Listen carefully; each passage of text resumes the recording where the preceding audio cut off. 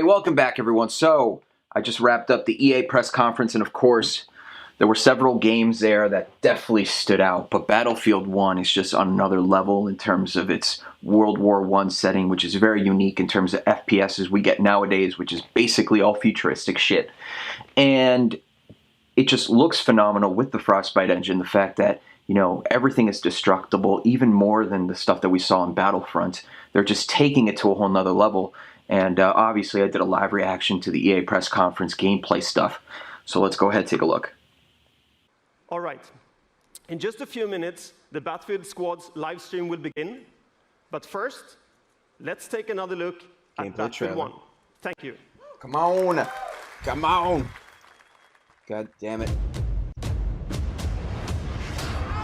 Oh. Okay.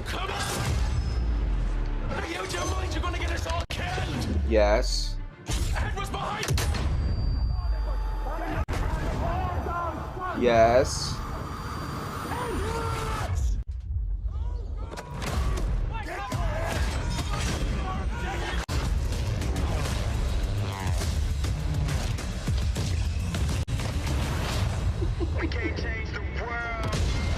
Oh my God.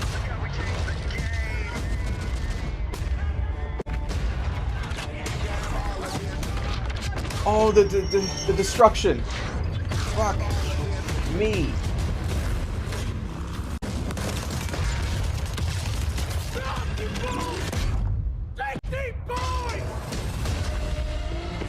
Yo!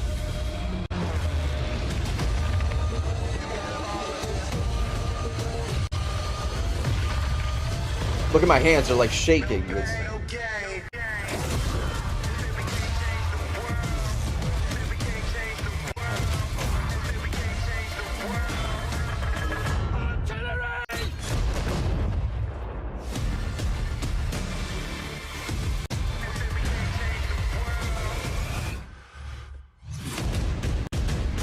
Cool. Oh, please.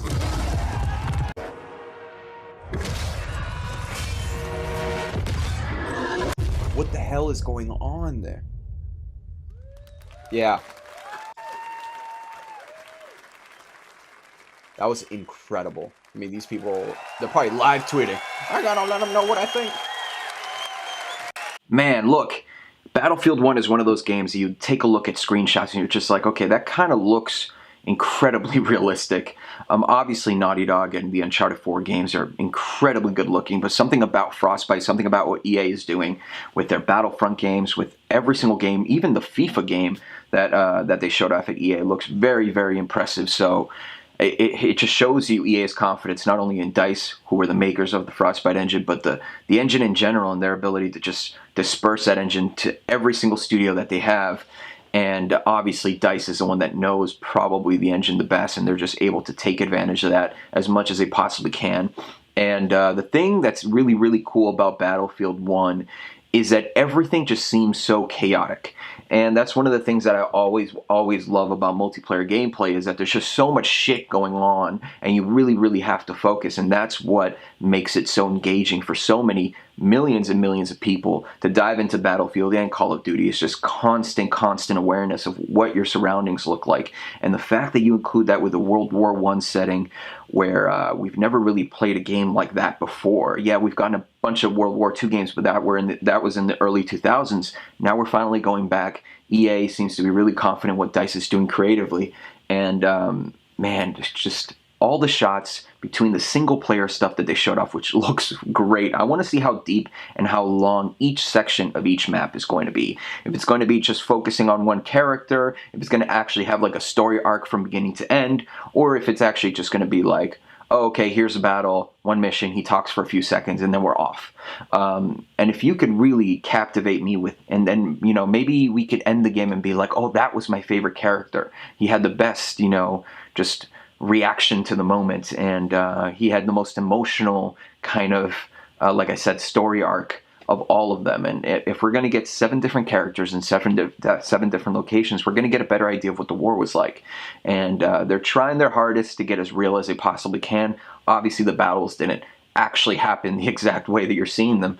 But there's definitely some realism there with the vehicles, with the combat, with the guns, and with definitely the armor and the obviously the soldier gear that they had. And it's just it's really impressive to see them really try something different with an FPS multiplayer game. And not only that, they're bringing it forth with the content. I'm so excited because the single player stuff mixed with the multiplayer stuff makes it one of my most anticipated games.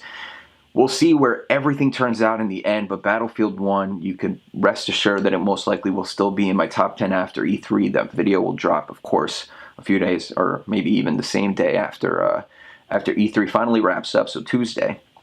And I'm just so excited to see this game look so fantastic. And I was even catching some of the celebrity stuff at the end, and it just... By the way, Snoop Dogg is insane. He's just like ultra focused and probably high as shit. And... they're all probably high as shit.